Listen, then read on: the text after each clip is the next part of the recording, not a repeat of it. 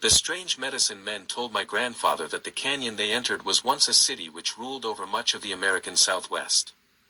They said that the city was ruled by a king who became possessed by an evil spirit and began to commit human sacrifices. The people rose up and on a single night, overthrew and killed the king, sealing his body in a large clay pot.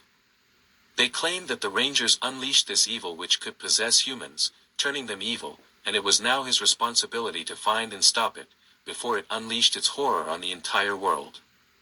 At first my grandfather didn't believe them, but it had turned young Charlie into one of the fastest and most accurate gunfighters anyone had seen.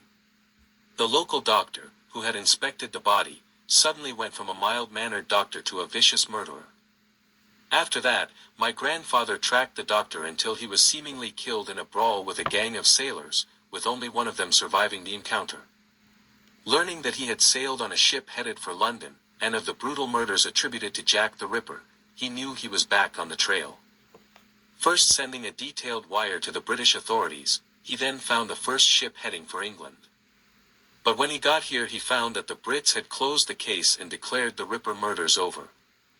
Now here is where the story takes an interesting turn. You see, this is when Queen Victoria became involved.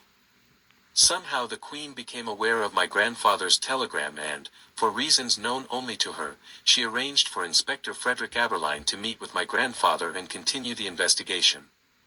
Aberline quickly recruited the real-life inspiration for the fictional character Sherlock Holmes, a Dr. Joseph Bell. With the Queen's consent, Aberline, my grandfather, and Bell continued to investigate, discovering strange behavior on the part of Stokely's wife. They then, much to their dismay, discovered that she was scheduled to have a personal audience with the Queen herself at Balmoral Castle in Scotland. It was there that Lady Stokely attacked and attempted to infect the Queen, only being stopped when Victoria pulled a hidden pistol and shot her.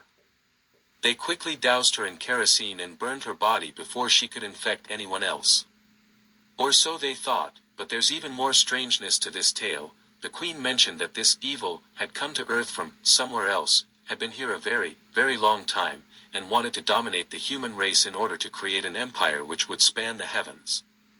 Discover more about how Queen Victoria was instrumental in the identification and destruction of Jack the Ripper in the book Queen Victoria vs. Jack the Ripper, now available on Amazon. Buy it now, it will redefine the Ripper genre.